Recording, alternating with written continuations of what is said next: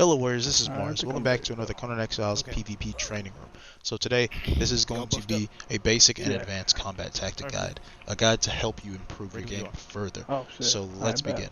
So there is always the basics in terms of resource management and inventory management. You must always maintain both of those. In most cases, you don't want to forget if you're using the wrong type of weapon or using the wrong type of armor or you're missing items. You want to always maintain your inventory appropriately. You can keep it on custom and minimize the amount of garbage in your inventory. So those are just some of the basic things. Resource management, it goes hand in hand. You always want to maintain your set pots, your violet curatives, or your bandages, or your just healing items in general. You always want to maintain those items.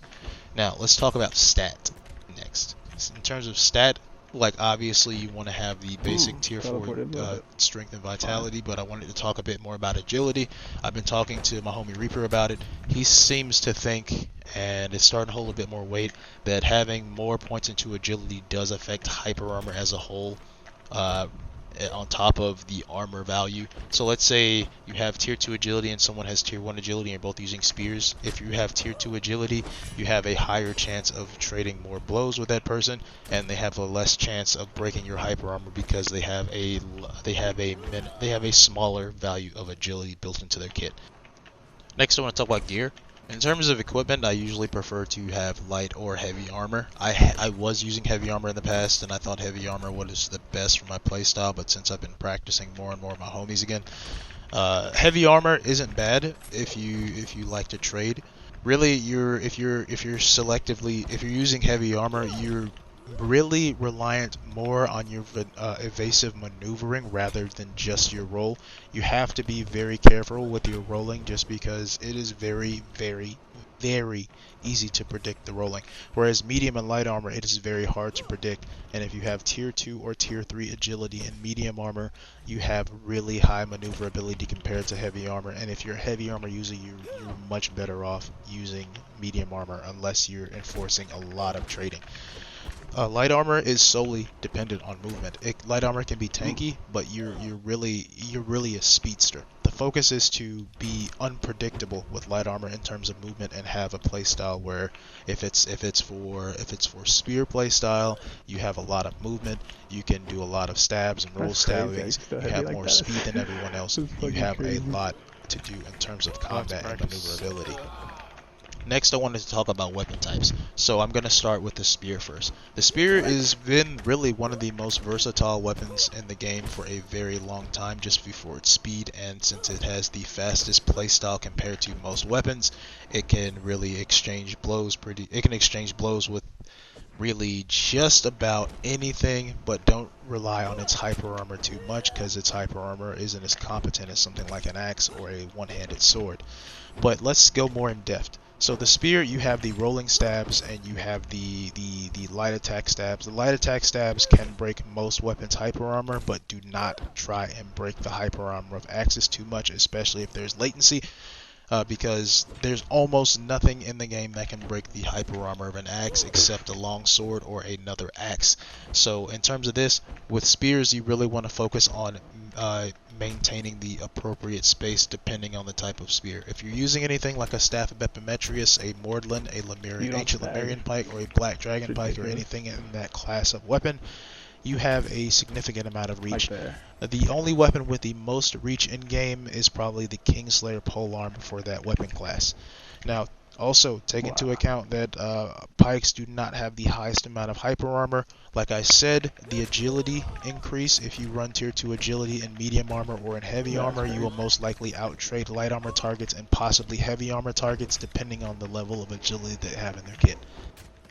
I'm going to keep this somewhat simple. I'm not going to talk about every single weapon. I'm just going to talk about the weapons that I prefer to use in my kit. So the next one is going to be one-handed swords, and I guess I can talk about axes. So one-handed swords also have an extreme amount of hyper armor, and if you use them wisely, which means I guess I should give a disclaimer or give an explanation. That's a better word. So you should utilize both the light and heavy attacks just because the light attacks with the first light attack swings all the way around the body, and is actually a good means to set up multiple attacks, go from light attack to heavy attack, because if you constantly go with the first heavy attack, you have a chance of actually missing the target and it can throw you out of range, whereas if you run up close to with the light attack, you have the option of pushing on your target and making it much more difficult for them to escape, which you saw earlier in the clip. The reach.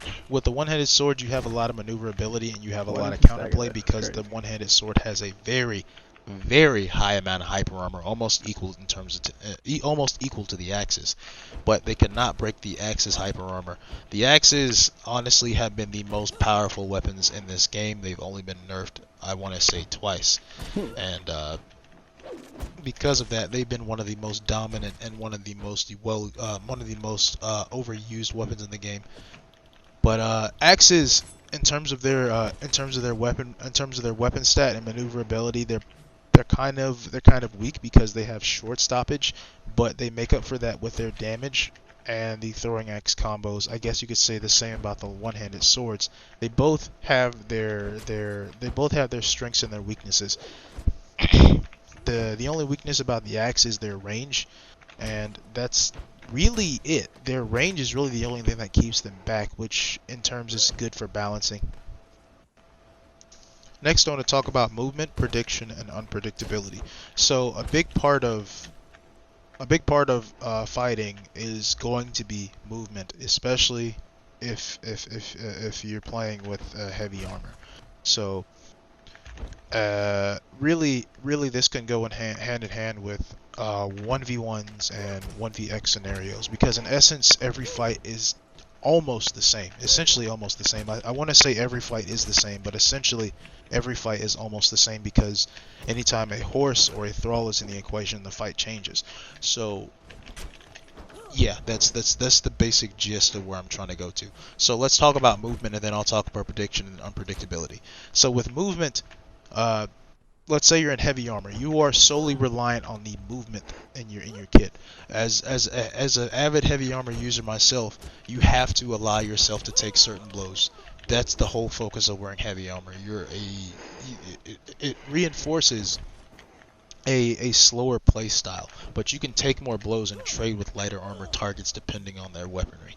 Now, that means you can walk around opponents, you can circle opponents, you can use deceptive movements, you can use circular patterns, you can move around targets, and you can really push on targets at the proper moments. So the focus, if that's the case, if you were wearing heavy armor or medium armor or even light armor, you have a huge benefit with your movement. You don't have to rely so heavily on the dodge, and especially with heavy armor, you can't dodge too much, since your roll is so slow that you can be predicted extremely easily. So the focus is to use your movement to counter. What I mean by that is, if someone's striking at you, allow yourself to take the blow and then work your way around them for a hard-hitting attack. You want to focus a lot on countering, if that's the case, if you understand what I'm saying. With your movement, be unpredictable. You want to move in a way where people can't understand your patterns. So that's something I work on myself. You don't want your patterns to be too predictable, because if you're too predictable, like when you start to roll and you start taking heavy hits and you roll over and over and over, you're eventually going to outstem, and in between those rolls, they're just going to poke you over and over with a spear. What I mean by being unpredictable, in essence, don't be where they think you will be. It's the same thing with prediction. Think about where your opponent is going to go. How have they been playing up to this point? What is their tactic? What are their combos like? What weapons do they favor? What weapons do they avoid? What blows will they take? What blows will they not take that I give them? At the same time, when I strike them, do they move away? Do they push on me? Or do they try to put as much space in between me as possible? Those are things that you have to think about, in essence, when it comes to predictability and unpredictability. The next process is minimizing the amounts of mistake that you make in the middle of fights. So it's very, very, very difficult to do this if you don't understand how you process information. How you process information really determines how easily you can change your playstyle. If you're able to minimize the amount of mistakes you can do in the middle of a fight, that means you have the ability to change your playstyle in an instant, which is good, which is something you really should do. It's really something you should work on implementing. So let's talk a bit about that now. So, minimizing mistakes, are you going into the same patterns over and over? So, in my case, when I fight with my homie Reaper, I constantly do a rolling move, well, a circular movement to my right, and he catches me every single time. So basically, there's a script in my mind where it's basically saying, okay, I'm doing this over and over and over again. When I look at footage, I need to stop that. At most, I can do that once. Really, I shouldn't be doing it. I should only be doing it once in my mind. Or if it's a or if it's an attack or a combo that he uses, let's say he's going in for a fake stab into a feint into another stab, and then he goes into another rolling stab, and he catches me. So in that case, I need to maneuver myself where I can position myself away from the rolling stab and then counter his stab. Basically, you're looking at the process of the fight and figuring out ways to maneuver around it. Last but not least, I want to talk about counterplay. Counterplay and baity tactics usually go hand in hand. So the main components to counterplay is observing your opponent's movement, their I actually attack lost you there. patterns, their favored weapons, I combining fucking all the lost you data there. that you've compiled on them and using it against Running them. in circles and I lost you. Understand how your opponent ticks, throw out attacks just to make them feel comfortable. Do things that would make them be complacent. Get them in a position where they feel complacent enough or where they feel comfortable enough, and then strike and exploit that. So those are really the major aspects for this guide thus far. I appreciate you guys sticking around. This is going to be the end of the guide for now. I will be touching on more stuff in a later video. It's just I wanted to add more, but I don't have all my notes together, and I want to compile some more notes as well as get some more footage together. I have a lot of footage that I'm going to be chopping up. I won't be just doing just one long fight. The next video, it will be a compilation of different fights for this type of content. Also, the next video pertaining to this type of content, it will be pushed back a little bit later, since there's a lot of other videos that I need to put up, and I have a lot of recording and on top of other work to do. So you will be seeing more on this in due time. It will be a longer project. I want to say thanks again for watching. I want to say thanks again for my man Rudy coming through and dueling me. This was last night. I want to say thanks again, and have a great one. Later.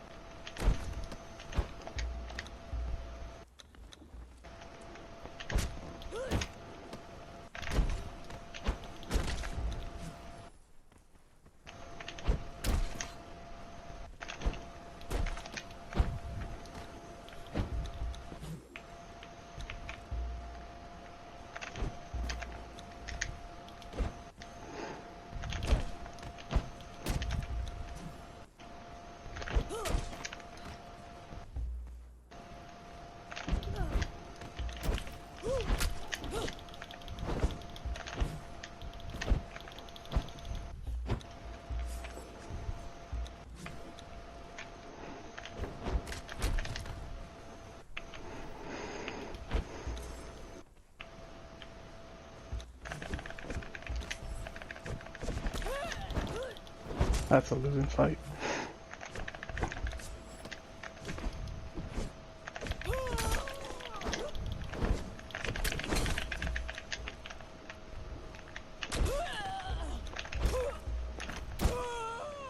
GG.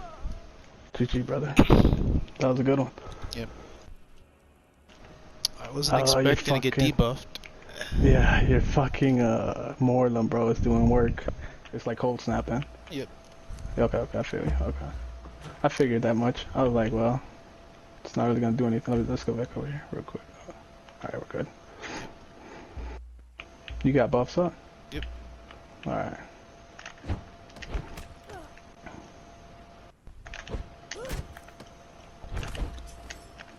Oh, yeah, I'm good, I'm good. Just don't get hit by Set's tongues. I don't bring Set's antidotes, just the tongues.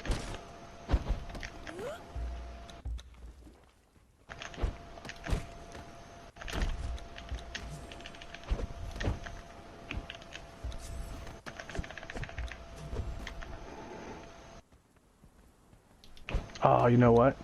I didn't bring heals. Go for it. Let me spawn in here. You can just go to the Virgin Grab Zone. Oh, that's right. I had 17 and 18. You got me down 30 heals on each. So, that's fucking good too. Most heals I've had to use in a while. In one, like, PvP. Either I'm dead before I use that many, or I don't even have to use that many. Alright, bet.